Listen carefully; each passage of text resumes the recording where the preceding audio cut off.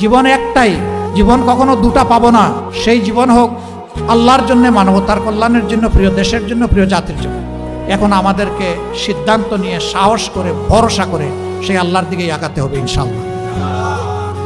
আর কাউকে পরোয়া করবো না ইনশাআল্লাহ। আপনারা দোয়া করবেন। অনেকে বলে যে আপনার সিকিউরিটি দরকার, বুলেট প্রুফ একটা গাড়ি দরকার। আমি বলি যে আল্লাহ তাআলার কাছেই আমি বুলেট প্রুফ নিরাপত্তা চাই, আর কারো কাছে চাই না। আমার যেদিন ডাক এসে যাবে কেউ আমাকে এখানে আর 1 সেকেন্ডও রাখতে পারবে না। আর যতদিন আল্লাহ আমার হায়াত রেখেছেন কেউ আমাকে এই দুনিয়া থেকে উঠাই ফেলতে পারবে না। সুতরাং আপনারা দোয়া করবেন। এ লড়াই চলবে ইনশাআল্লাহ। এ লড়াই আমরা বন্ধ করব না ইনশাআল্লাহ। এ পথে আমরা থামবো না ইনশাআল্লাহ। আমাদের সামনে হিমালয় পর্বত দাঁড়ায় গেলেও আল্লাহ তাআলার শক্তির সাহায্যে সেই হিমালয় পর্বত আপনাদেরকে, জাতিকে সাথে নিয়ে ইনশাআল্লাহ আমরা টপকাবো। নিজে দুর্নীতি করবেন না এবং কোনো দুর্নীতিবাজকে প্রশ্রয় দেবেন না। সমাজের সর্বক্ষেত্রে ন্যায় বিচার প্রতিষ্ঠা হবে, বিচার বিভাগ স্বাধীন হবে।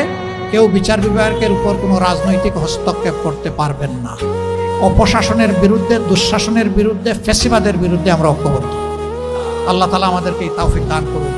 আসসালামু আলাইকুম ওয়া রাহমাতুল্লাহি ওয়া বারাকাতুহু।